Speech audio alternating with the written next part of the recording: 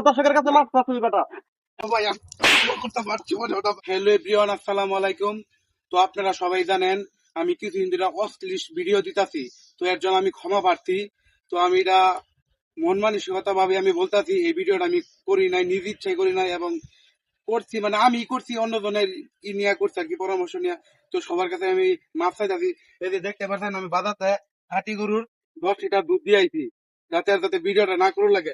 এই দেখেন আপনার সামনে এই যে মাথার দুধ ডালাবি, দুধ ডাললে এই যে কানা ধরে কইতাছি আর দিব না, এটা ভিডিও করতাম খালি না। দুধ ডাললে হইবো, এই রাখ, আর জীবনে- ভূতার বাড়ি আর খাওয়া লাগবো। আর জীবনের কথা বা জীবনের কথা বা জীবনের কথা বা এই যে কানা ধরে আর জীবনের কথা বা জীবনের কথা বা। সমাজটার বেটা নষ্ট করে ফেলাইছে এই বেটা। অশ্লীল ভিডিও বানাবে আর জীবনে। না না না, আচ্ছা, দর্শকের কাছে মাছ পাচ্ছি বেটা। এই দর্শক মাপ চাইতাছি আর দিব না, উৎকর্ষ এটা কর ভিডিও কান করতাম ধরে। না। যুব সমাজটা নষ্ট করে ফেলাইছে এই বেটা। তুই ভাইরাল হবি ঠিক আছে, আমরা সাপোর্ট করবো, ভালো কিছু কর। তুই খারাপ ভিডিও কেন বানাইলি?